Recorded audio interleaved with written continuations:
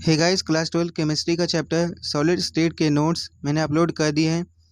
ये आपके लिए फ्रीली अवेलेबल होंगे। इसे डाउनलोड करने का लिंक आपको डिस्क्रिप्शन बॉक्स में मिल जाएगा। इसमें कैरेक्टरिस्टिक ऑफ सॉलिड दिया हुआ है, क्रिस्टलिन सॉलिड्स, अमॉर्फस सॉलिड, ये 1 मार्क्स में आते हैं। Classification of crystalline solid, polar molecular solids, hydrogen bond molecular solids. इसके अलावा बाकी 3 भी हैं, इसे आपको याद रखना होगा, 1 मार्क्स में आता है। क्रिस्टल लैटिस और स्पेस लैटिस, इसका 1 मार्क्स में डेफिनेशन आ सकता है। Some important characteristic of crystal lattice, ये जनरल नॉलेज है, इस लेसन के लिए इंपॉर्टेंट है। यूनिट सेल, ये 1 मार्क्स में पूछा जा सकता है। इसके कुछ पैरामीटर्स है जिसको आपको याद रखना होगा। 3 तरह के होते हैं, बीसीसी, एफसीसी और ईसीसी। ये सभी आपको याद रखने होंगे, न्यूमेरिकल्स में यूज़ होते हैं। इसके अलावा calculation of atoms per unit cell, इसके सभी वैल्यूज़ आपको याद रखने होंगे, न्यूमेरिकल में यूज़ होते हैं। कोऑर्डिनेशन नंबर, ये 1 मार्क्स में आता होगा, आपको इसे याद रखना होगा।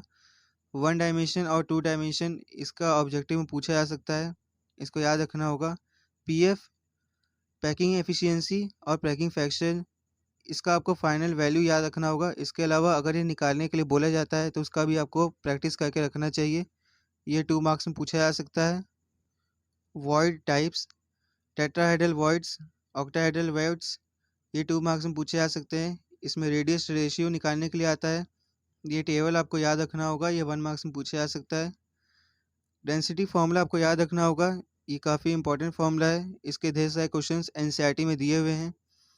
इसके अलावा डिफेक्ट्स, इस चैप्टर से ये डिफेक्ट्स टॉपिक पूछे जाते हैं, मोस्टली पूछे ही जाते हैं। शॉर्टकी डिफेक्ट और फ्रैंकल डिफेक्ट अक्सर पूछे जाते हैं।